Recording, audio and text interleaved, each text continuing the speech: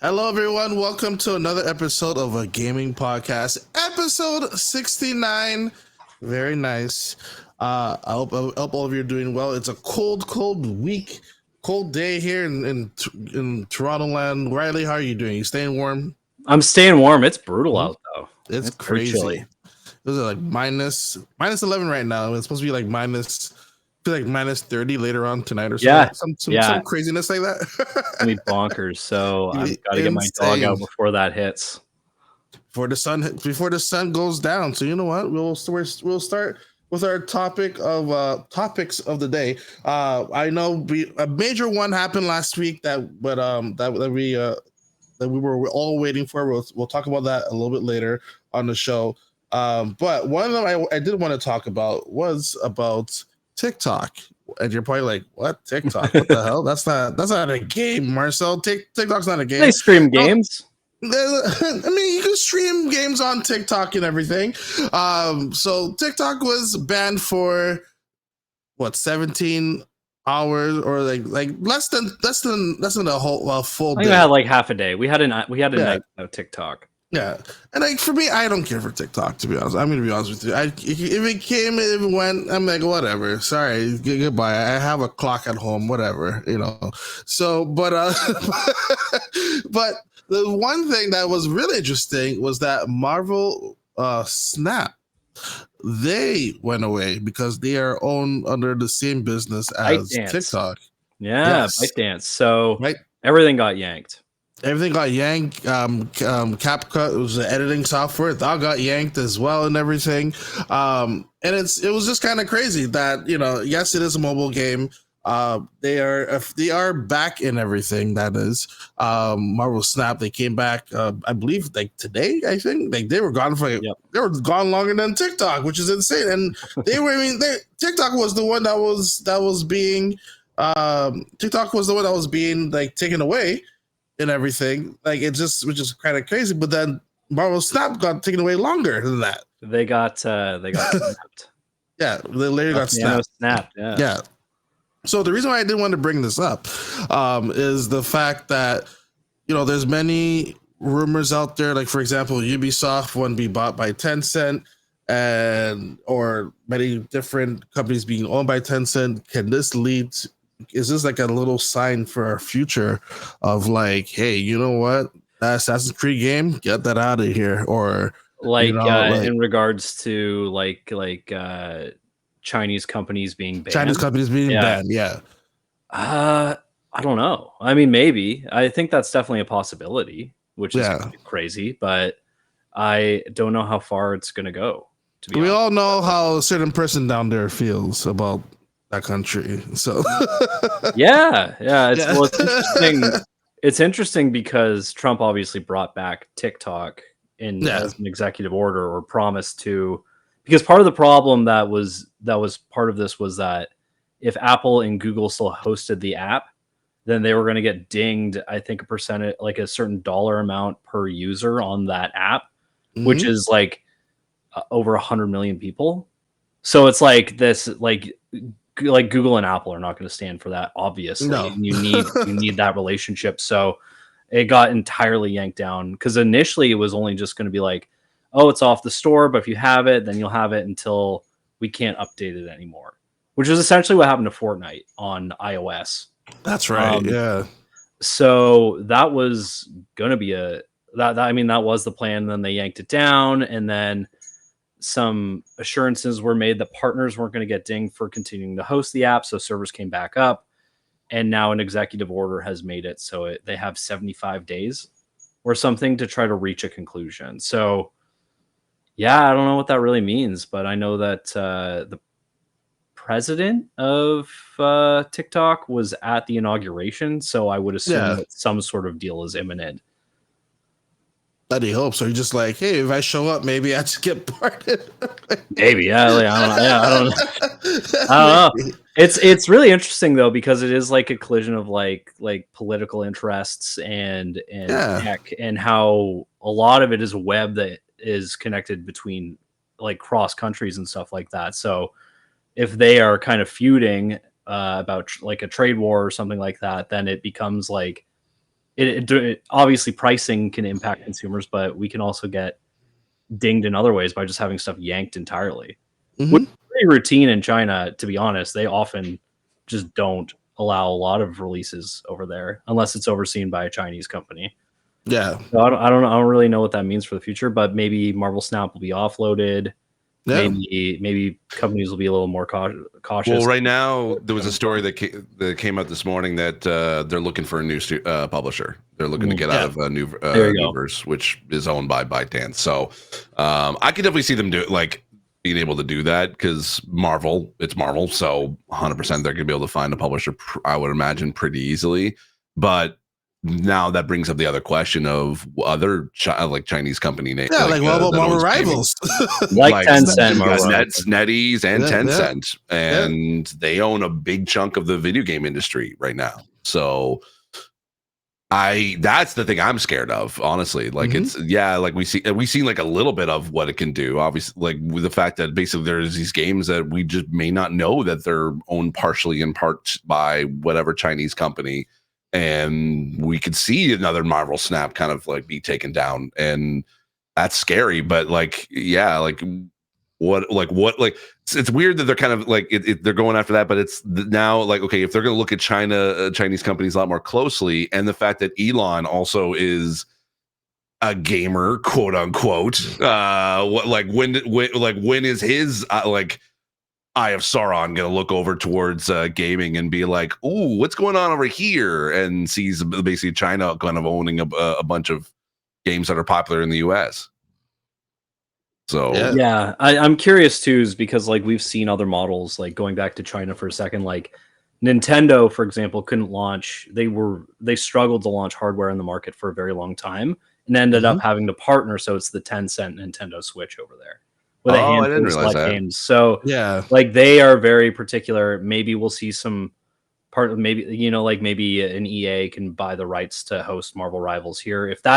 If that's a venue that they're going to go down, I don't know what's going to happen, to be honest, because it's still, I mean, we're just kind of taking it as it comes. I don't know what that means, but it is a really interesting thing to think about, or at least see unfold. Yeah. If not really disappointing for people over here who enjoy the games and and the people making them. Yeah. Well, also, like, even if they could kind of jumping into like Ubisoft, and the fact that Tencent is looking into owning a bunch of Ubisoft assets and looking to own a little bit of Ubisoft. Now, Ubisoft is a French company, but it is an international company. And I know that they have a few. Well, do they own any actually U.S. studios anymore, or is it pretty much like in North America? Is it pretty much strictly Canadian now? Because I know that they shut down the San Francisco studio. Tencent or no, Ubisoft. Oh, Ubisoft. I think they do.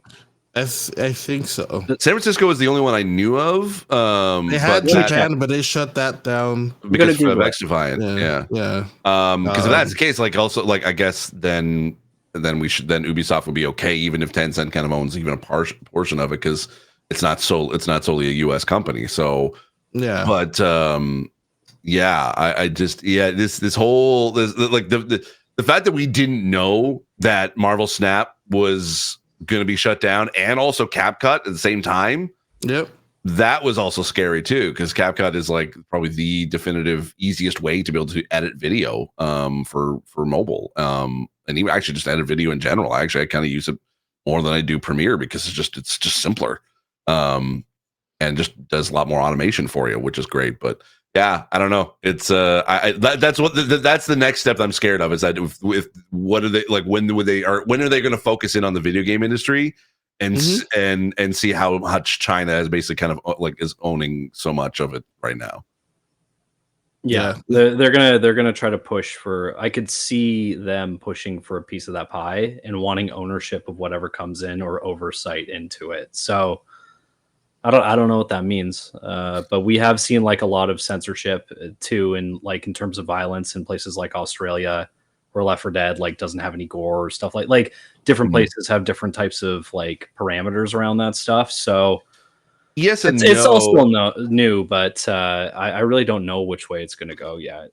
Yeah, because but also you think about like I always thought like for the longest time like that essentially the downfall of what Twitter / X would be the EU, because they have a lot more data protection for its citizens than anywhere else, and they were suing basically Twitter and X for a while. But what I've sort of read in the news is that essentially like that Elon is now trying to push back on that, and now because he's part of the government, essentially it's okay, well, if you let these things keep going, then we're going to pull out of NATO. It's like those kind of like threats instead of like big things, right? Well, it's interesting too, because like now Instagram and Facebook are following suit in terms of those sorts of policies that have led X and Twitter into hot water internationally with the EU and stuff like that. So that's exactly like it. that is like, are you going to ban everything? Like, I don't know how far that's going to go or where it ends. So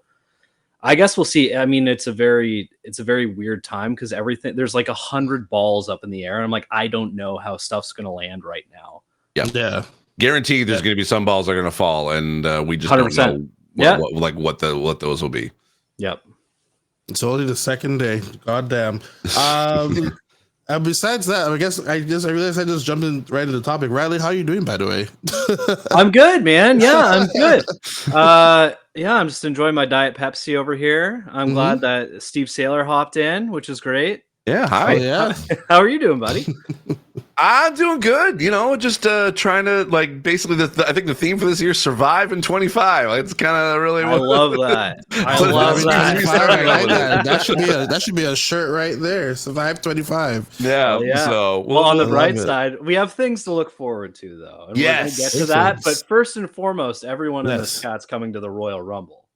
Yes, which is only just less than 2 weeks away. Yeah, it's funny they're throwing in like the Saturday main event again, like right another one. No, that was always going to be a regular thing. This Saturday. Yeah, that was part of the that was going to be a new regular ongoing thing. It wasn't going to meant to be just a one PLE like type thing. It was going to be a regular show.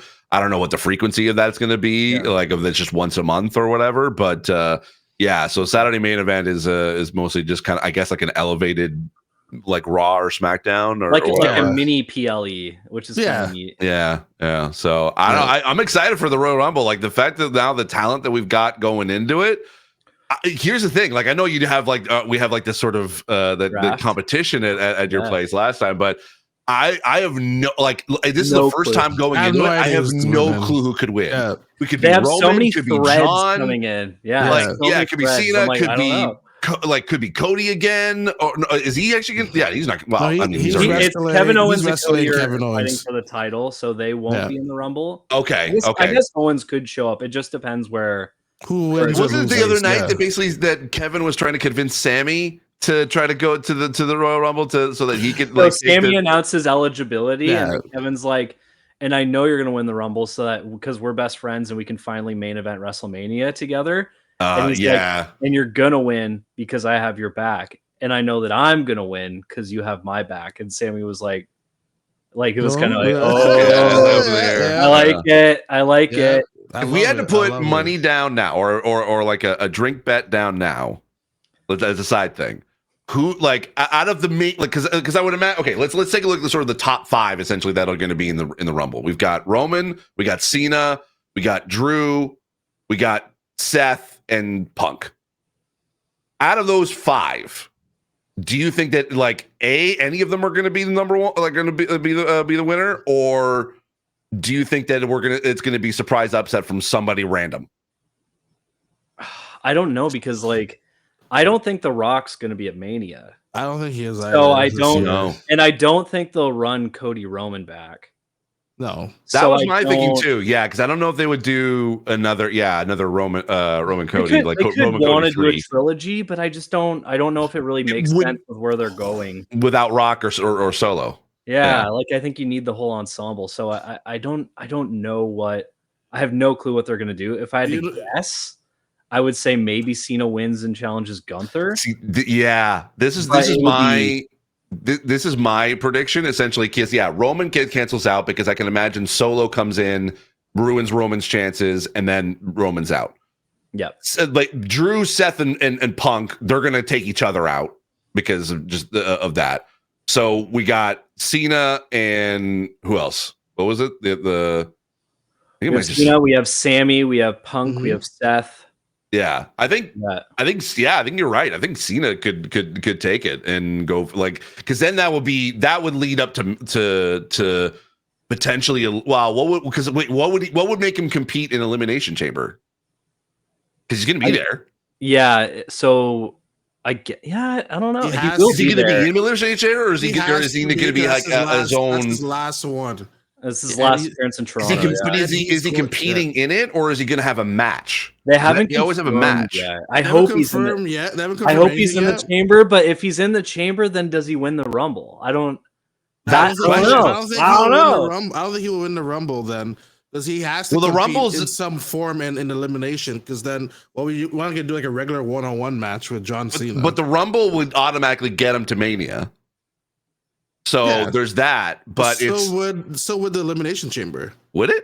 Would it? Yeah, because the winner. If he won the title, he'd go to Mania, but he'd have to win. No, but usually the winner will face someone. They did do that, yeah, because McIntyre won. They have done title shots for it, and before. Oh, is that how? They have done if you end up winning, you face someone. Yeah. I didn't realize that was a ticket to Mania. Basically, I always thought it was just Royal Rumble, pretty much. But okay, they change it. They change sometimes like someone might lose a title there, or they will. If the winner of that match will face the opposite person from whoever didn't get picked. The only thing I'm kind of makes me kind of question a little bit of potentially of Cena winning it is that I think because they're gonna try to stretch out his matches throughout the entire year, like to try to be able to get as much out of it as possible. And if he's automatically going to Mania from Royal Rumble, and then he basically what is his Elimination Chamber, what would be the purpose of it? Because then basically what's after that, because after that it's Mania, right? I don't think there's any other PLE in between Elimination Chamber and Mania. I don't imagine. I don't think, right? The thing with Cena though, he doesn't have to win a Mania. He's there for the whole year. No, I know, but essentially it's like, does he lose Royal Rumble to get to Elimination Chamber? Then that gets him to Mania, or is it he wins Royal Rumble and he has a match at Elimination Chamber, or has a feud between now and in between a month from now, or and then that kind of gets him to it's what is that basically what is Elimination Chamber going to be post Rumble? That's going to be the question. I don't know. We don't know. I guess it depends on.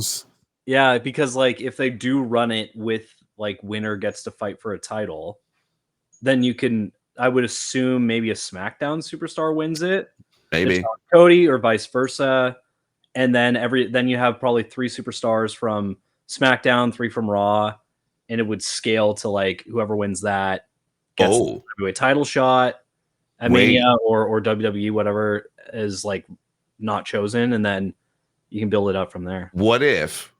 This is a big what if, because WWE, they like to throw in some weird stuff that just kind of shocks and awes with the audience. What if the winner of the Royal Rumble is botched? We don't know who actually wins, and they have to basically builds up a whole feud of who is going to be in it, and then it's Elimination Chamber that decides it. That'd be cool too. That'd be crazy. That would be dope. Have the ring get destroyed or something. Yeah. All I know, or the tie. Well, because that happened before, right? It was it was a tie or something like that. No. What was it? There was John Cena and Batista accidentally both went over the top, which was just crazy. Yeah. And then they corrected it that night as well. But all I know is that Kevin Owens' match, obviously Randy's going to come back, which will start a whole triple threat. Hell yeah. For Cody, Kevin, and Randy at WrestleMania. I want to see Randy fight Cody, and I want to see Randy fight John Cena one more time. See, that's what I want. I want Randy and Cena at Mania. Yeah, you just gotta wait. You can't just do it all at once. It's just a whole year you have. I know, but it's going to be his last Mania. It's gonna be his last Mania. Who do you build up as the ultimate last match for Cena at Mania? It won't be Randy. You don't think so? I don't think so. I think his last match will be Randy. Oh, his last match will be Randy. Oh, yeah. Okay. I'm having pieces kind of fall in place for me now. I want Randy versus Cody at Mania. Randy wins the Rumble, sets the all-time record for most Rumble wins. Okay. Then he fights Cody, beats Cody, carries the belt until the end of the year, and fights Cena for it. Oh, but then what? Well, wait, no, but because then if Cena keeps it, like if Cena wins at the end of the year and he retires, he'd have to give it up. I could see that. Yeah, that'd be. And then he goes. He rides off to the sunset with the record. Do you think that they would give up Cody's belt that easily? If it makes narrative sense, because it is master versus like teacher versus the student, right? Like Randy kind of brought Cody up, so it would be really good. There's like a lot of backstory there that you can dig into. But I feel like if you throw in Kevin, having Randy win would be better. Cause I feel like at this time Cody should beat Randy. Here's the thing. I would almost imagine it would be like a four-way of Randy, Kevin, Sammy, and Cody. That'd be good. Yeah. Very good. A lot of possibilities, and I'm excited. But here's the thing. It all starts in the Rumble. am the Rumble. I'm excited for, and then I'm also excited to be able to see like what's going to happen in person, Elimination Chamber with Riley in 2 months. Yeah, it's going to be a blast. I can't wait. Well, you know what you're not going to be excited for is Horizon's MMO game has been canceled. Apparently, rumor has it. I'm okay with that, honestly. What? No, really. Here's the thing. It's NCSoft, who supposedly was going to make the MMO. Yeah. They haven't had a hit MMO since basically Guild Wars 2, if you think about it, or even as far as going back as like City of Heroes, which were great MMOs. But the writing was on the wall for a while because there was layoffs at NCSoft a couple months ago. It was never really officially announced. It was I think it was like what it was called Project H or something like that over at NCSoft. So, and then the writing was on the wall with games of service, and it's just in a slew of cancellations of games that Sony has been canceling of games of service. I think it's like the 11th cancellation or something like that. So right now, the only games that they've got as a game as a service that has been released and produced is Concord, canceled. Helldivers did well. And Fair Games, who knows what that's going to be like. And Marathon, and we have no idea how that's going to be like either. So that's it. So there's not a lot of confidence essentially when 1 out of the 4 of the projects that are still active and still going, and one's already been released. Like it doesn't oh no, actually sorry. There's also a separate Horizon multiplayer game too that Guerrilla's working on. So there's still a few game service still on the way. Hunter S one, right, or something. I don't know. I don't know. It was. I remember it was like a stylized multiplayer game was what I'd heard from. And I agree with you as well. Like, I mean, I like the Horizon series and everything, but I feel like this is just way too much all at once. Like, we just had the Lego one, and now like I just like let's just have this one. Like, I feel like Sony is trying to do like a Nintendo S with like. Mario could play baseball. He can drive a cart. Yeah, he's drive a cart. He has his own parties. Like, like Mario does it all. Like, but like I just feel like Aloy in that universe isn't that universe. Like I don't know. Like they're trying to. I don't know. It's a cool series. I think that maybe just pumping the brakes a little bit is probably okay. Yeah. Like you just had the remaster of the first one, which already looked good already. Announced the movie of it, and then they had the Lego version of it, and now they're like, oh, well, let's have. I mean, I'm obviously they've been making this for a very long time as well. But and they've talked about I think the MMO of it, stuff like that. So there's a lot to look forward to from that IP. Yeah, I don't know. Is there a franchise that Sony has that they could like? I guess have like the Mario. I mean, now it'd be Astrobot. Without that, I think Astrobot seems to be their mascot after the latest game, I'd say. Because it also encapsulates all of their IP as well. Pretty much, yeah. It's like Astrobot always seemed kind of like the love letter to PlayStation's past.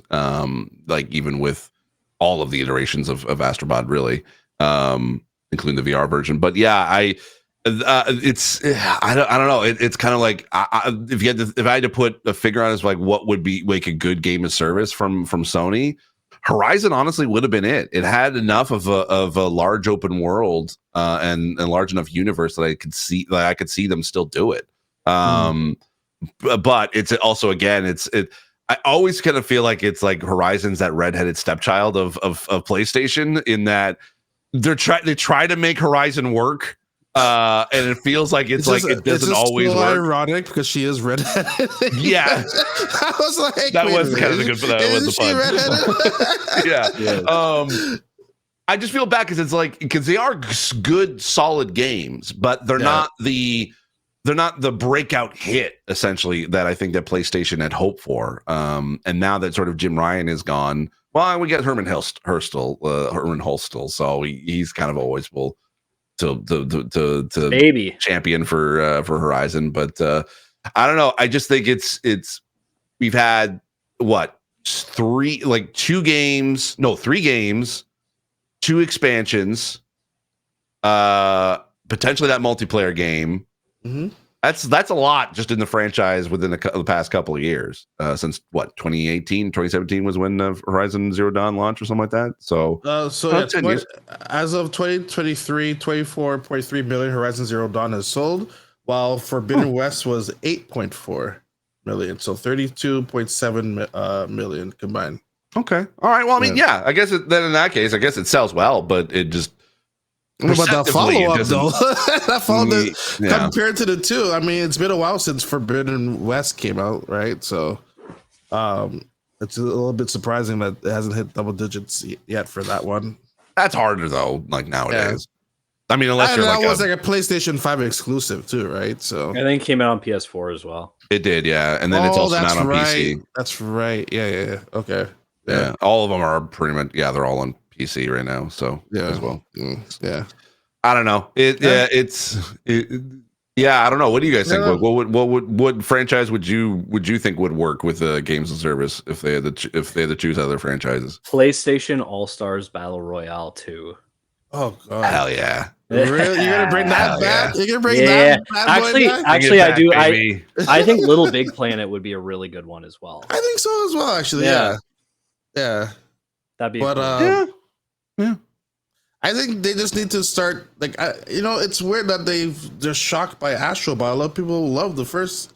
Was Astro's Playground, or what was it called? The first Astro's one? Playroom was the one. And then they had, but the original one was on PSVR. Yeah, it was Astro's. Damn, what was it? Astro's Playroom was the PS5 launch. Yeah. I'm actually blanking on it. Astro something VR, I think. I feel like there was a big buzz from there, and I don't know. Astrobot Rescue Mission, that's what it was. Oh, okay. I just feel like a lot of they should have been like, oh, maybe there's something here we got here, and then you see it from Astrobot.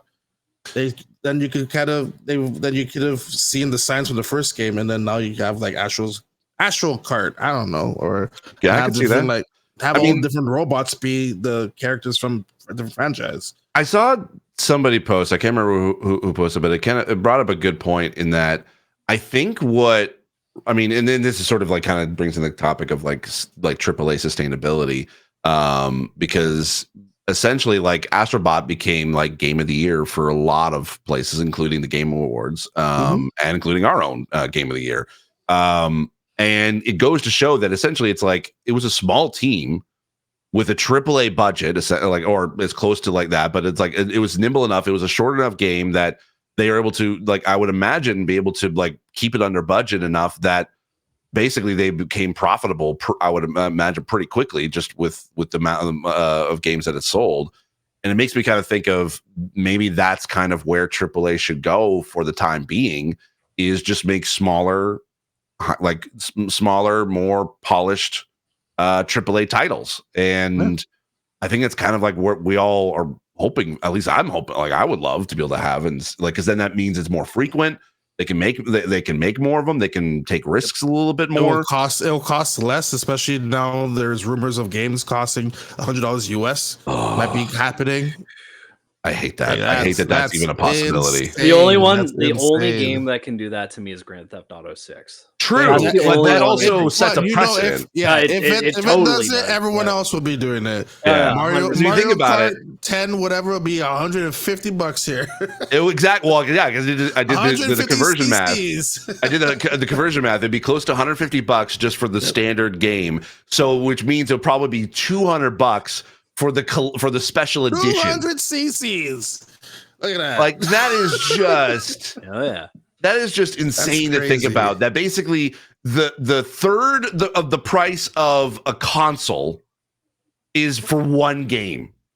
Yes. And that's just the base version of the game. That's not even like a collector's edition where you get like a trophy out of it or like a little statue or whatever. No, it's just for the game. You remember that app, that iPhone app that costs like $1,000 just because? And people, I feel like we're getting. Hey, that's starting to look a little bit normal. I'm just saying, it's kind of crazy.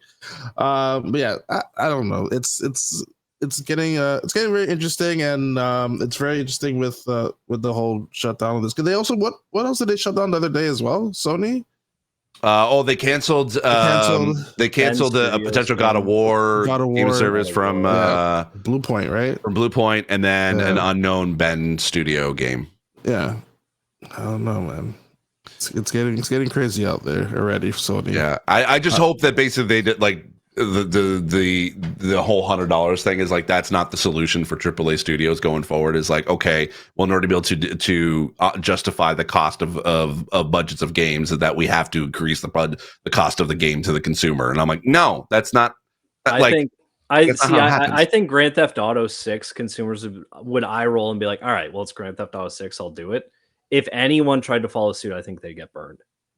That's fair. Like, I think it's really risky to be pushing that, and I don't know what GTA 6 will do for a standard edition. I don't know. Like if we paid $120 for a GTA, we're already paying $100, so we don't really have much to complain. Off. Yeah, I don't know. I don't know. We're already there. Yeah, true. Yeah. Hey, you know what's not $100? Balatro sold 500 million. Oh, sorry, 5 million. So 500 million. 500 million. 500 million. Soon it's coming. What? Other topic for today, a big one. I figure it'll take the most time. Our last one, Nintendo Switch 2. Finally here. It's revealed, and people official. It's officially official, and people are like, where's the gimmick? You know, listen here. When the iPhone comes out, and then they're like, hey, we have 24 megapixels. We went from 24 to 48. Take my money, Apple. But like when the Nintendo Switch is bigger and newer, people are like, where that's it? Where's the catch? This is why Nintendo, you can like anyone who tries to predict or like anything with any certainty of what Nintendo's going to do, they are liars.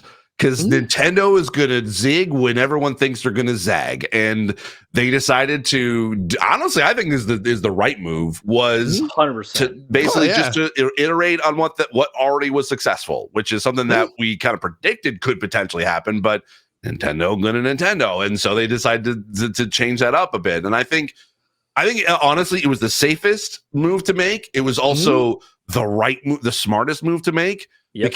Because that's a huge install base of gamers. I don't think it's like they're looking into the Switch 2 to basically outsell the Switch, but over time I think that they could phase it out, because right now that's their only console. That's the only piece of hardware. They're not in the dual hardware of handheld and console hardware anymore. It's just the Switch. So why mess with a good thing if it ain't broke? Like, just upgrade it. Like that's it. And like the trailer too was like pretty standard. Like it wasn't like a bonkers trailer. Like the form factor I think is perfect.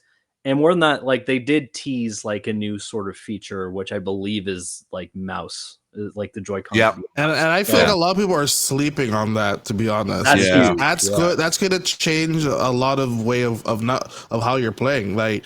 If you just all of a sudden just bust on a mouse and like now you can play proper first person games, especially like upcoming Metroid game or now Call of Duty. Metroid, yeah, exactly. Like you're on the plane and you have Splatoon. Like that's gonna change it. I think 100%. Yeah, I think that's kind of like the secret little gimmick of the Switch, of the Switch 2. But my thinking too as well is essentially I could like. Sorry, shoot! I just lost my train of thought. No, I got it. I had it. You guys were talking about it, and I had it, and I lost it. Switch 2 new features, mouse. Call of Duty, mouse use. Metroid. Nope. I had it and I lost it. Hold on. You guys talk. So I think Steve mentioned something that is correct earlier. Is that this is obviously like going to be a slower onboarding process. Like 100%. Has changed a lot, and consumers expect their purchases to carry forward. And this is going to be back compat, which is the most important. But also, we have a whole range of releases coming out this year. Metroid Prime 4 is confirmed to come to the original Switch. Pokemon Legends Z through A. We have Donkey Kong just came out. We have Xenoblade Chronicles X. And I would imagine they'll have even more. So I think that this is really just like the beginning of a slow transition to the more powerful hardware, which is the right play for them. And I think when they showed this thing, the only game that they really needed to show to really, drive it home was Mario Kart. Nice. It was the best-selling game on Nintendo Switch. It's something people easily recognize right away. And they know, like, the little snippets of footage that they show. People will spend months breaking it down and zooming in and speculating. And they already did with the 24 carts. 24 carts. Donkey Kong looks different. They knew they were gonna. Everyone was gonna tear that down and really look into it. And it's like, why is Mario's cheeks chubby? What's going on? I love that large desert map. Like, but that I thought about what I was to say. Like, I mean, if you think about kind of when the Switch had come out, like, even the original Switch announcement, we all laughed at the trailer of like, oh yeah, really? Like, we're all gonna sit on a rooftop and play Switch games, or we're gonna take the Switch around with us everywhere we go. Like the idea of it being mobile was the novelty of it, and that you could also dock it to your TV. But look at how the industry has changed since then. Like, that's the standard. That's the standard. And I think that honestly, if the handheld market hadn't really started to kind of like to build up like traction over the past, or momentum over the past couple years, I honestly do think that Nintendo could have very easily just did a whole brand new type of console and would have just and tried their luck at a different sort of gimmick, because I think they would have I guarantee that essentially, like, they saw what the industry was moving towards with the Steam Deck, with the ROG Ally. Now, granted, obviously they probably would have been working on the hardware side of things before then. But I think they were really smart by like looking at the market, seeing what it was, and it was like, hey, handhelds are still great and it's still growing. Let's capitalize on it like we did the first time and just make the new one work. And then you already have a built-in install base, and you have a backwards compatibility. Yeah, the hardware isn't like super high end, like that. Like, they're like, let the PC manufacturers sort of like figure that stuff out. But we're gonna make a great console that is great for anybody to be able to pick up and play from age 5 to 65, and it's gonna have great battery life. And that's the things that really everyone kind of wants out of a handheld nowadays. Like, those are the main two things. But not only that, like, Sony and Xbox have been doing this for years. True. But I mean, Nintendo's been at the forefront of handheld gaming since the 90s. Like, the Game Boy. We wouldn't have a handheld game if it wasn't for the Game Boy. So Game Boy became a Game Boy Color. It added color, and then it finally advanced after that. And then it got 2 screens, and then they added a 3D screen. Like, then it went back to like. Why is people surprised that, like, oh, but where's the gimmick? This is lackluster. Like, I feel like if Nintendo went too crazy, then people be like, whoa, where's my I just wanted a better Switch. What's this about? Like, they did the right thing. That would be the thing people complain about. I think it would have been really annoying if we sat down and they're like, oh yeah, this is just like a standard console now. It's like, oh, well, like that's like I don't really want that from them. Like I want more of the same. Like the Switch worked well for them, so it's like why wouldn't you continue that success? But like looking at it, I'm like, I feel like they're gonna have a stellar software year too. Oh yeah, Well, they built the formula of a great launch year. Yeah, there's a reason why like we're getting games such as Donkey Kong and Xenoblade and like just I think that's buying them time to be like, all right, we got ourselves enough time to develop the next Mario game. Yeah, or maybe the next Zelda. No, game, here's the thing. Here's the thing. Like, if the rumors of like all the different games that are being worked on, this could potentially even outshadow the 2017 Switch launch year. Because just think of the games that we could potentially have. Yeah. We could have a new mainline 3D Mario game, potentially Metroid Prime 4. I've heard rumors of even potentially a Metroid 2 and 3, Metroid Prime 3, 2 and 3 remaster. You've got a mainline Pokemon game. You've got Xenoblade Chronicles. Potentially, I could definitely see them doing a Zelda remake. I would like imagine if Ocarina of Time had a remake. And that'd be so good. I know, right? Like they would have to have something Zelda to launch the year to have the 1-2 punch of the Legend of Zelda or Breath of the Wild or Mario Odyssey that they did the first year. Like, what if that Zelda looked like the 3D render from like the Wii U? That they did 3U demo that they showed off. Oh, like that was that. I've seen that. Yeah, if they're like, hey, here it is. That would. Oh my god! I tried that demo out at E3. It was pretty cool. Yeah. Did you really? I got to experience it. Oh my god! It's really cool. During the cutscene, it would play, and you could like shift the camera around, and it was like fighting a a big spider, right? So if it looked like that, because they can do it. Here's the question: Would you like? And I know that some people like either like it or hate it. Imagine an Ocarina of Time, like where it's a smaller, like linear type game, but in the Breath of the Wild Tears of the Kingdom engine, but not as big of a map as Hyrule as they have in those two games. Because then it gives you the opportunity to be able to have an upgraded graphics of because with the Switch 2 with the new hardware.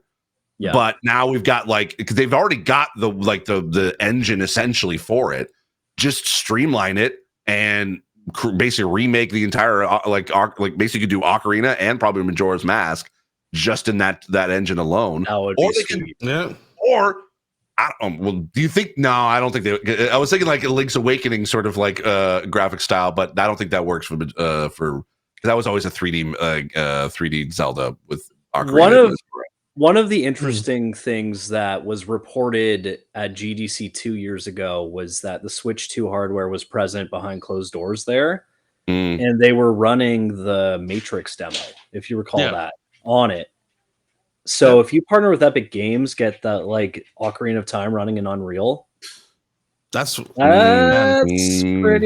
good. Yeah, I don't know if it's going to be powerful enough. I think it's going to be like a lower like graphics version of Unreal Engine 5. To be honest, because if it's already rumored, essentially it's going to be more like PS4, Xbox One type graphics. Yeah, with upscaled 4K or something like that. So I think it will look good. Well, no matter what, it's going to look good because Nintendo knows they knows how to do it. Like. Just think of it as like I don't know. I love the example of like everyone was saying, "Oh, the Switch is terrible because the Pokemon can't even run on it." Blah blah blah blah blah. We need a Switch Pro. We need a brand new hardware. We need the latest hardware, whatever. And then they drop Tears of the Kingdom, which is like the same size map of Hyrule but tripled.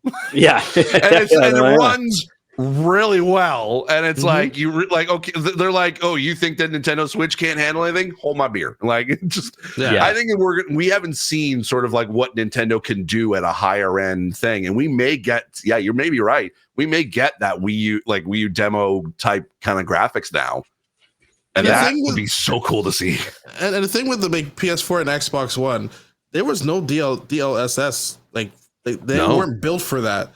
No. So I can't even imagine what Nintendo can do with if it is the power of those systems, because we're still getting games for these systems, by the way. Well, it is an NVIDIA chip. They're the only console that basically uses NVIDIA, whereas the other two uses AMD, and so they have potentially the access to try to include DLSS, or at least a version of it on the chip.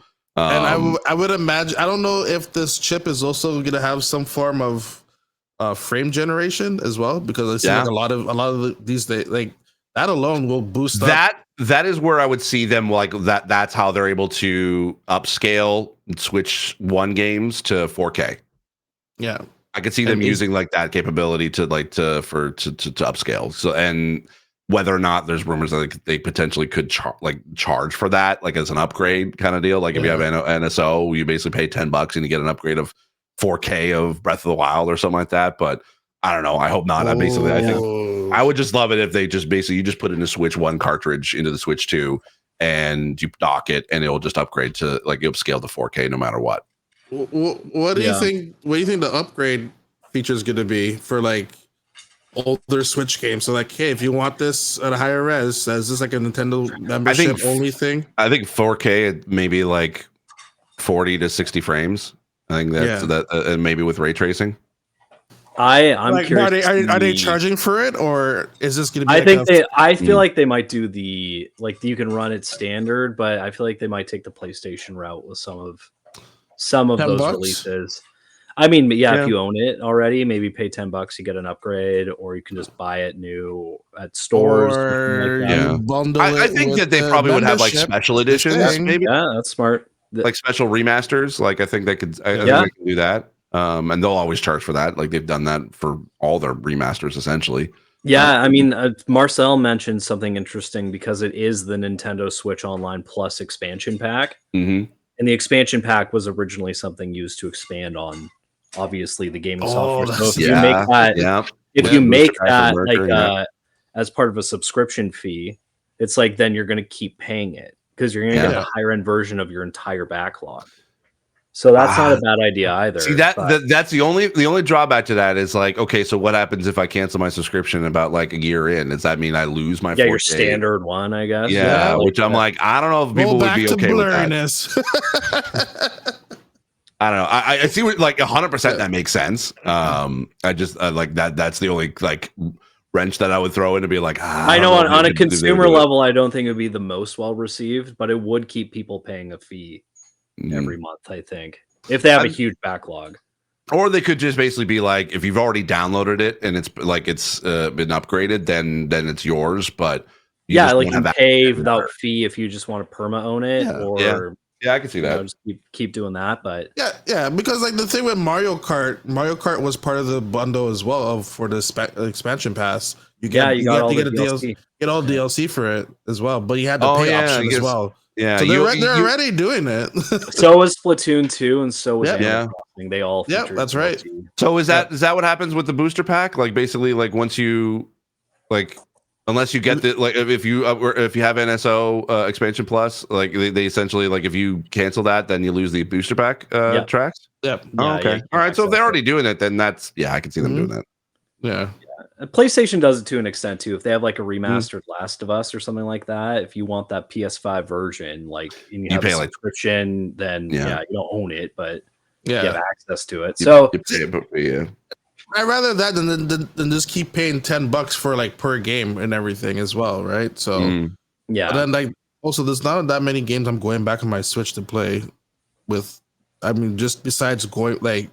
Just be like, let me just see type of thing. Like, let me see how Zelda looks, you know. Or I think, I mean, as well. I think it's been long enough that I could see like families like looking at this holiday. They're looking to like the kids have been like they've been playing Switch games for a long time. They see a new Switch, like a new Nintendo thing on the shelves, and it's labeled as Switch 2.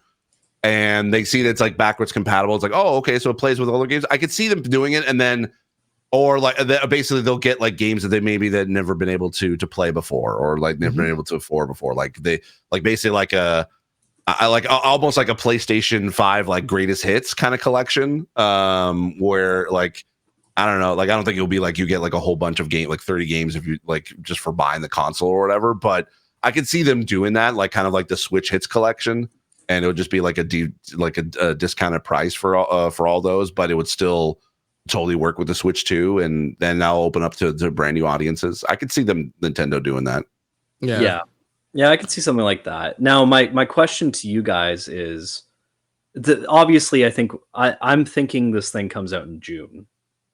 I think that's a good June, July is my thinking. I think that's probably safe. We even have our dates down already. Steve we Saylor, do, June 19th. Yeah. Riley, June 12th, June 20th for me. Just saying, so which is clear the winner. So you know. So my assumption as well is they've shown it with Mario Kart. Yeah. I'm assuming it launches with Mario Kart. Which will be huge. That's gonna be huge. What does day one look like for that console to you guys? Like what games? I think it'll be Mario Kart. I think it'll be Metroid Prime, and I think it'll be Pokemon. ZA. Oh wow, okay. ZA was supposed to have launched. Remember, ZA was supposed to have launched like the spring of this year, but they held off. Like they kind of like wasn't supposed to come out like already in January, but that like they never really said anything about it. So I could see them. I could see them like, but yeah, like Metroid Prime 4, Pokemon, and Mario Kart, and then later in the year it'll be like the 3D main Mario, and then whatever Zelda. That would be a disgusting launch lineup. That would be disgusting. That would be disgusting. But the thing about that, I feel bad for Metroid because I feel like Mario Kart would just absorb everything. No, but I think it's hitting three different audiences. It's hitting the folks that are like everyone's gonna play Mario Kart no matter what. Like that's a given across the board. People are gonna buy Mario Kart because that's the main one. And then depending on the kind of audiences you're looking for, like kids or families will also play Pokemon. Like they'll go for that, and then the like people like us will essentially could go for also Metroid. And I could also see that. Let's be honest, we're playing all three. Okay, I'm playing all three. Let's be honest here. Well, I mean, like when a console comes out, you're probably buying like 2 to 5. I'm buying it all. Yeah, you're totally. Yeah. But I can see there's different like Mario Kart's the base, and then it's just like depending on which audience you go for, it's like, oh no, I'm more interested in Pokemon, I'm more interested in Metroid. Like I'm thinking like anyone outside, like the casual Nintendo fan that doesn't do as much as we are. Like 100% the three of us, we're buying all three. Like that's a gift. 100%. Oh yeah. Yeah. But it's like I can see that like it's three different, like it showcases three different aspects of the Switch 2 that I think could work really well. Like it could show potentially the power of the Switch with Metroid Prime.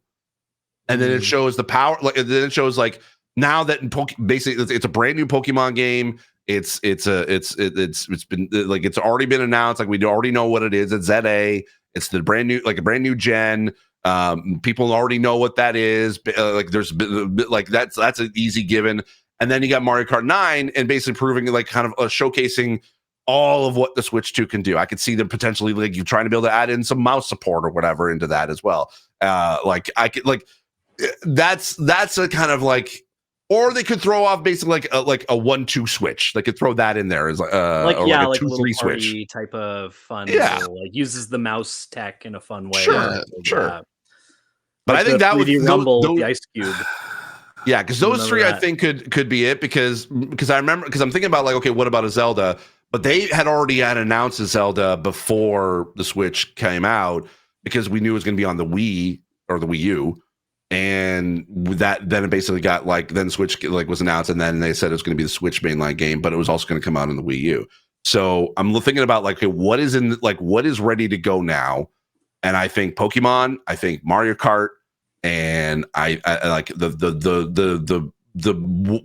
black horse of the whole thing would be 100% like would be Metroid. Okay, here's my prediction. I think because I think you're obviously that's all going to be coming this year. Yeah, sure. So. Yeah. I think they drop Mario Kart day one. That's going to be the one that incentivizes people to pick up the new console because it's only on that hardware. Yep. And then I think maybe Pokemon might even come out before the Switch 2 launches. Oh, wow. Oh, you think? Hey, it would be just a crossover? Maybe. Yeah. So like something like that. Maybe I would do Prime. I'd maybe space it out maybe a few months, maybe have it a fall release. I would drop another bait and hook with during the holiday period, like a new 3D Mario game, maybe an Odyssey 2 or an open world Mario game. They kind of demoed that in Bowser's Fury. Yep. I would do that for holiday as their big release, and also at launch, I would drop maybe like Breath of the Wild, Tears of Kingdom combo. It's an HD kind of like. Oh, you think it would be an upgrade pack with a bonus chapter that follows the events after Tears of the Kingdom, because Tears of the Kingdom didn't get DLC. True. So like a new chapter, sort of like a Miles Morales expansion. Okay. There, and that's maybe that's the 1-2 Mario Zelda. The 1-2. That'd be interesting. Metroid a little down the lane, 3D Mario at the end of the year. I think that might be the formula. And then you can scale in September to post holiday. Maybe you drop like a Smash Brothers teaser. Maybe you drop a Splatoon 4 teaser. Yeah. Maybe you drop an Animal Crossing teaser. Because my thinking on this is that you want your evergreen titles out as soon as you can. In the first 2 years, I think you want to get them out because they're going to carry your console for the entirety of it. Yeah. So like that's why Mario Kart sold forever. That's why Breath of the Wild still cracks 1 million units every quarter. Like it still sells. So I think if you get those kind of the foundation of this console in as early as you can, and now we're in the era of scaling. So like Mario Kart's going to come out, but it's not going to be done. They're going to scale that game for years after. Oh, totally. They unlocked the formulas of Smash Brothers, new characters, this Animal Crossing, new items, knew this, like seasons and blah blah blah blah blah. You're right. I think about Animal Crossing because they had DLC that they were doing, and then they just stopped, which is crazy. Which is crazy, like to think about the time. But maybe that was what they were like. They stopped because now we get to make a mainline Animal Crossing for Switch too. Yeah. And they kind of were testing out the waters of DLC stuff, but now that they can be able to do it properly, because maybe the online's a lot better, they can be able to do better delivery with new DLC and stuff. I could, the Animal Crossing that might be that might be the dark horse that I didn't even think about either. Could be. I don't know. That's all you have to do. All you have to do is maybe tease an Animal Crossing and Smash Brothers for sometime in 2026. You drop it like just at the end of the year. It's like, oh yeah, you have 3D Mario coming out. It's going to be nominated for Game of the Year. It's so good. And then also Smash Brothers next year and new Animal Crossing, and people will be like, oh, I'm in. Like, they'll invest in that ecosystem. You got to think that like the April 2nd Direct, that is probably their like E3 showcase. Like that's their E3 Direct, because I don't think that they would do an April Direct and then a June Direct, unless there's like anything like third party or whatever that they can be able to they can do with the their partner showcase or what a partner indie showcase or whatever. They could do those to kind of say, okay, now these are all coming to the Switch too. But I don't think I think the April 2nd Direct is going to be that, unless they were like unless they were very dedicated to April 2nd Direct being just talking about the hardware, and then they're going to announce a software then a software Direct in like closer to I don't know, maybe like May or June, like closer to launch. That's why I'm still thinking July, because that's like April 2nd to June is very short window of pre-orders, then getting them out to retailers, and then being like on sale. But it being like from April to July, that's a good time window that I think that they could get all of the sort of the pre-orders, the retails, basically like anticipating for the launch, and then it being available for everybody. Because I would imagine they would want to have as many Switch 2 as possible for launch day, so that you can be able to go anywhere, whether it's online or any retailer, and like for instance Walmart, so they could be available pretty much for anybody without it being sold out.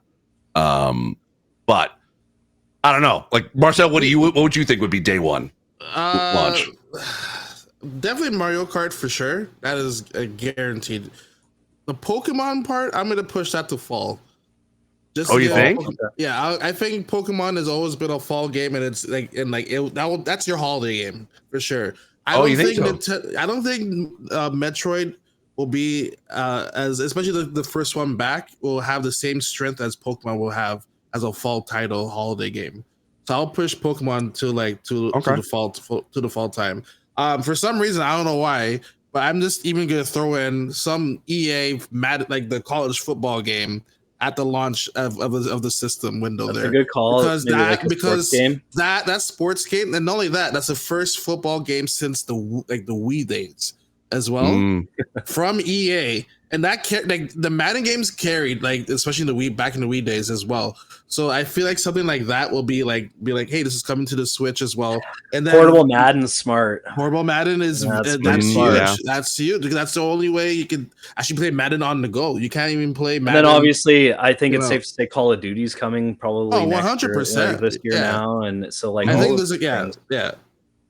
No, yeah, absolutely. Yeah, so I did look. Pokemon Legends ZA is supposedly, they still say just release date 2025, but the previous Pokemon Legends Arceus came out in January of 2022. So it just whether it's it's ready. I agree with you. It could potentially be a fall game, but I always feel like that this particular type of series of Pokemon always seems to sell in early part of the year, with like another type of Pokemon game releasing in the fall or the holidays. Yeah, I could see them doing that. I could see them like dropping something early, like ZA, and then maybe something for holiday as well, which they did because they did Diamond Pearl remake and then launched Legends like 4 months later in the new year. Yeah. So is ZA going to be on both consoles? I think. Good question. Zia, yeah. Oh, Zia, yes. Yeah, I think it has to be. Yeah, I think you release it before, and just by the nature of backwards compatibility, like it'll be present on the hardware. So yeah, that's why I think it's like launching with the Switch too. It makes sense because then it's like that gives it, because if they were going to release early this year, like they have been for the previous Legends game, then now that gives them a couple extra months to be able to work out everything to make sure that's like, you know, like it's available, like it's cross play between, like, for, or whatever, it was a cross gen for Switch 1 and Switch 2. How confident are you of the Switch coming out in the summer, before the summer? I think it's too early. Like the June, with the April 2nd direct, like the June dates, like the beginning of the beginning of summer, like June. Yeah, I think June, July is pretty safe. Yeah. I feel like, I mean, I don't know, like they've got to kind of scale it. They've already confirmed it's launching this year. If you wait till holiday, I think there could be complications there. I think you probably want to launch it summer. That's why build a roadmap. People are out. People go on vacations. Kids are out. Yeah. Especially if your intent is to have a formal. I don't think you have a formal April direct breaking down the entire thing, unless you're planning to launch maybe a couple months out. That's my thinking. Like it seems as if, because and like that April direct, that announce of that date is very specific. Like if it was going to be coming out anytime before June, then we would then it would have been like February, like February 4th instead of like April 2nd. Like I could, like, because then it would have been right away. We know what's coming, and then June would make sense. But the fact that we have now 2 months before we know anything more about the Switch 2. That's why I'm leaning towards, like, that's why I put the date of like June 19th, because I feel like it's going to be either late June or early to mid July would be the launch of it. Because I mean, Riley, you would know best, like as far as like of the kind of the retail sort of side of things, of like how long it takes for essentially like pre-orders and like inventory and stuff like that. Like how, like if like you, that's something I assume you can't rush, right? No, so I mean, these things often, for something like this, like Nintendo will hold its cards to its vest. Like that's not something that they would share usually. So they'll make an announcement of like a release date, and then maybe like a formal date in which like it'll be available for pre-order on top of that. Right. Which is like it's more common practice now, where you kind of like, so for example, Sony announced like the Midnight Black accessories. So it's like, okay, we're launching this at this date and pre-orders are on this date. And it's like, okay, so we'll scale around that date for the pre-order opening and stuff like that. So how long is like the range of like pre-order date to launch date? Like, is there like, what's the gap of that? Is it like a month? Is it 2 months? Totally different for every vendor. Like, yeah. So I mean, like they have their own internal plans, and then we'll find out when we find out, really. So has it ever seen like Nintendo hardware or anything like that like be quick, like, or be like oh okay, pre-orders and then it's like next week it's available kind of deal? I would be like, I don't think that they would have it and be like pre-orders open now. Like that would be, yeah, like they couldn't scale anything or like basically. So if you have like this thing and you're like, okay, this is our secret, like you don't want that out. And the more people you start feeding this info to, like it's going to show up on a GameStop retailer list. Yeah. You know, like it's like some employee will look at it. It's like you don't do that. Like just announce. We're going to see those leaks for a couple weeks, basically after I think the direct is, or even up until now. Like if I were them, I would be looking at the feedback to the console. I'd be looking at the production and how far along we are. You know, the games, the software lineup we can lock in, stuff like that. They've bought themselves a lot of time and an entire cycle of feedback from potential consumers on the device they've revealed now. So all of this know what the dock does yet.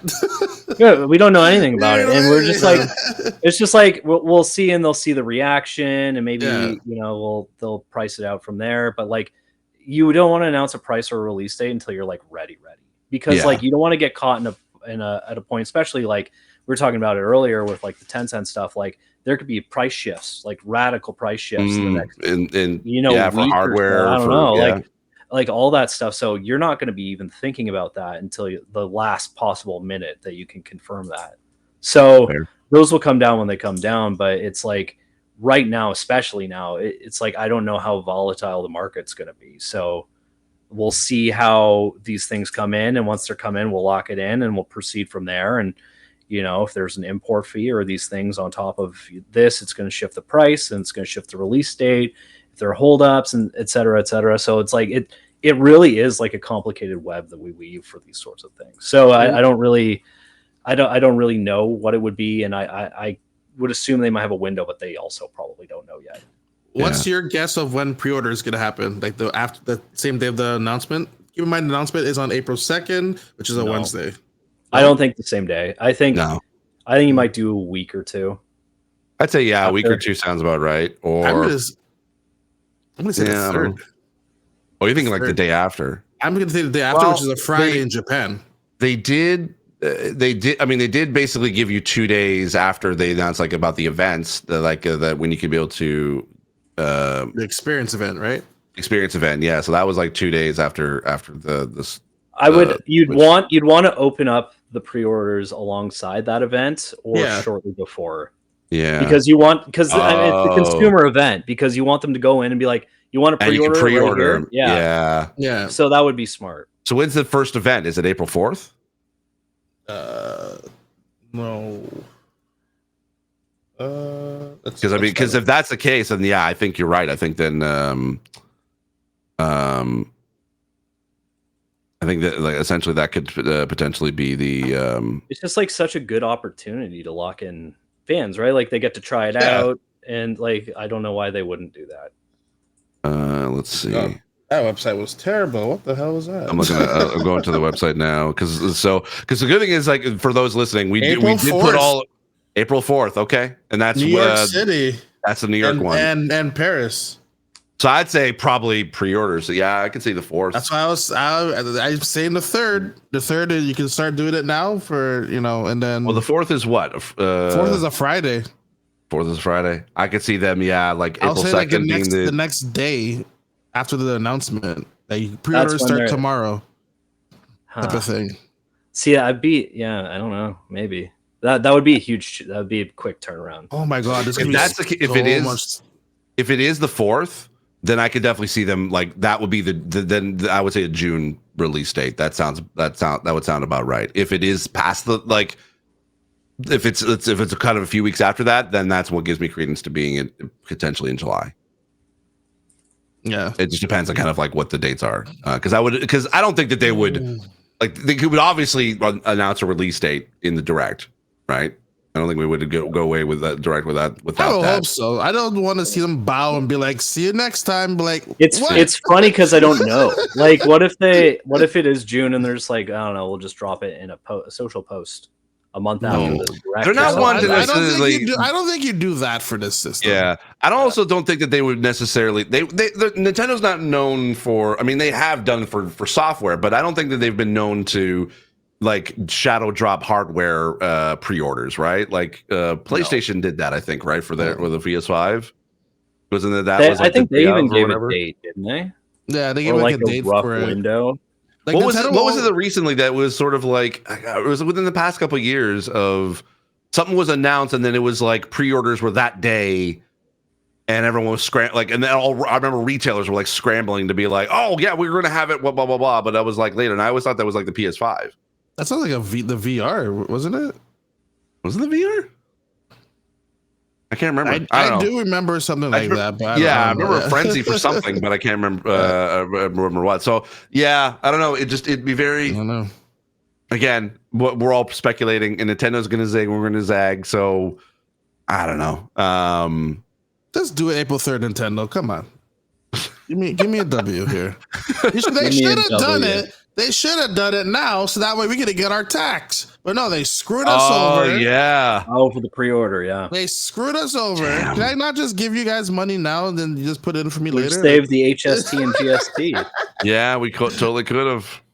Can we not just, there like a Walmart like rain check guarantee system or something like that? Like, hey, you'd have to talk to the government about that. That's their program, man. Not my tax, program. Walmart. You pay tax, Walmart. Thanks, Trudeau. Thanks, Trudeau. You screwed us out on Nintendo Switch. You could have extended to the summertime, huh? No, all right, yeah. But yeah, it's interesting. Times are coming for the gaming world. It's only the 21st day of the year, and games are disappearing for a day, and Nintendo has something coming up, so it's gonna be an interesting time. But Riley, what's going on for you for the rest of the week? Not much. I got Godzilla in Fortnite, which is pretty cool. So I've been enjoying that. Yeah.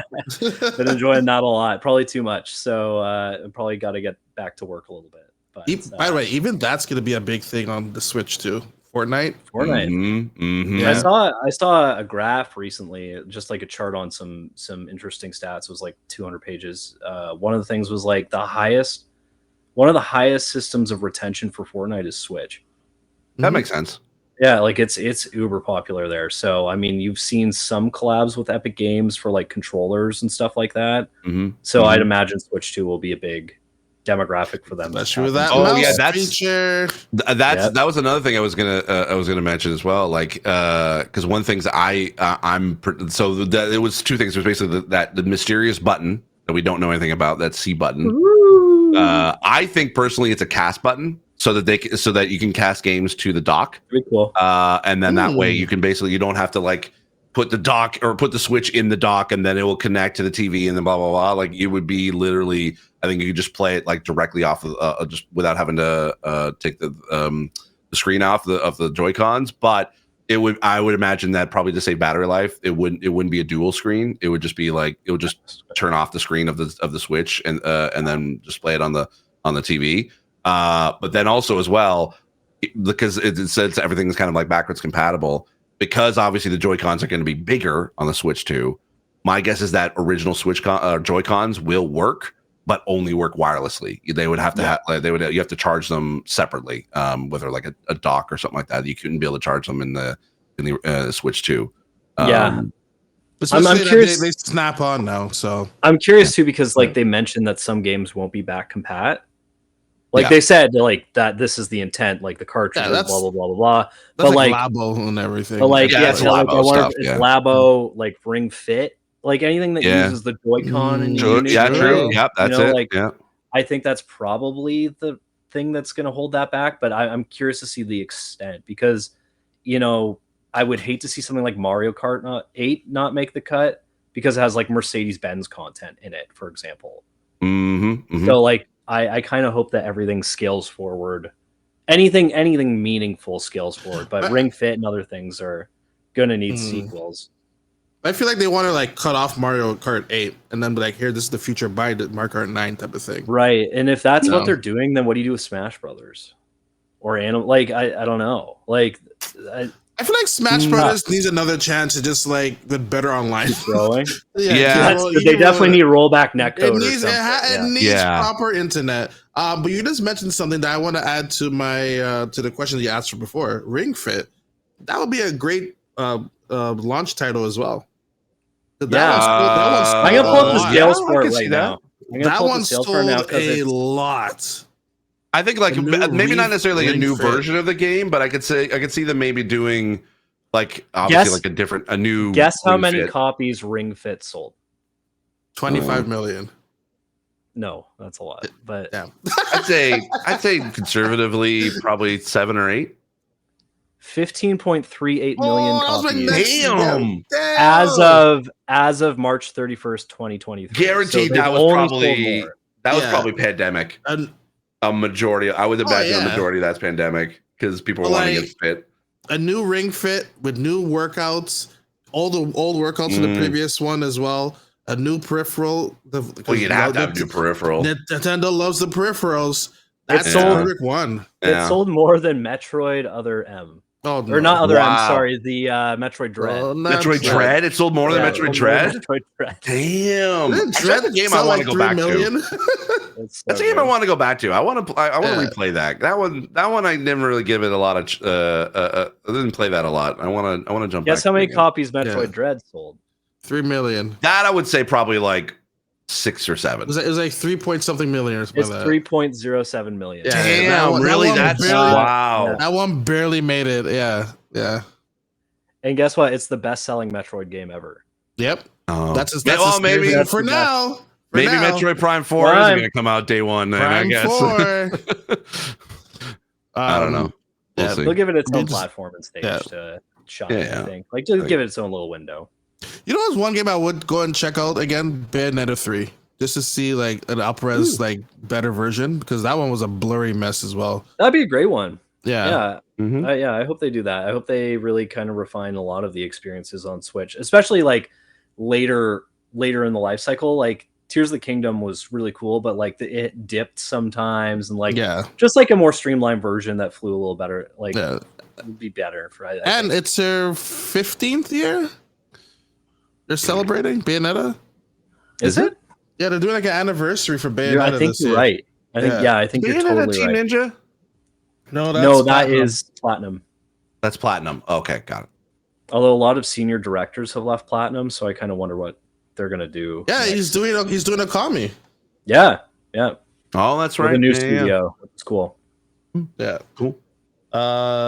Yeah, it is 15 years. All right. But yeah, anything else? Sorry, Riley. No. Nothing else. No. What's going on for you with you, Steve? So actually, this is my first one of the 2025. I've been doing a new daily gaming news show. Kind of based off of like just how much fun I've been having with you guys on a weekly basis. I was like, I kind of want to keep talking about the gaming news. So I've been doing it all. Like I did it all last year as a Patreon exclusive, but now it's officially as a podcast. It's called Gaming Insight Daily, and it's every weekday morning at 10 a.m. Eastern. And you can be able to get it on my YouTube channel. At Steve Saylor, or you can be able to search for any podcast platform. I'm also actually putting the video versions up on Spotify as well. Awesome. So you'll get those there too. But so I've been doing that. And then I can also say that tomorrow when this episode airs, I'll have my thoughts on Assassin's Creed Shadows. I played it. Let's go. Yeah. I've played it, and I can give my thoughts on January 23rd then. So, yeah. Even though they pushed it back till March, it's definitely the right move because there was no winning against Monster Hunter. I'm sorry, man. Exactly. Yeah, 100%. February was too stacked for them. Oh my god, yeah, it was way too stacked. And Yakuza. Oh yeah, Pirate. Yeah, Pirate of Hawaii. They really got cooked. Yeah, just try to clear it out as best you can. Just get out of there as fast as possible. It was a good call. Yeah, it's a good call. Yeah, for me, okay. So the last time I did the last episode, I said I upgraded my PC. I got the latest Ultra 9 core thing, and then my computer froze after that. Actually, so I finally figured out what was going on here. Apparently, it was my RAM right over here. My RAM, I think I have like a faulty RAM. So I got that fixed. Hopefully I can finish the episode intact, but I'm happy to be back into I haven't streamed for a while due to this PC upgrade and everything. So I was playing some Ghost of Tsushima and then Final Fantasy VII's coming out, so I'm looking forward to that. And then Marvel's Spider-Man too. I'm catching up to the good ones. I'm catching up to all the good ones now. So that's right. Yeah, you don't have a PS5, do you? I have a PS5. I'm the PC guy. I'm the PC guy. So I'm looking forward to playing all that stuff. So that's what I'm going to be doing. I think Final Fantasy is this week. I think.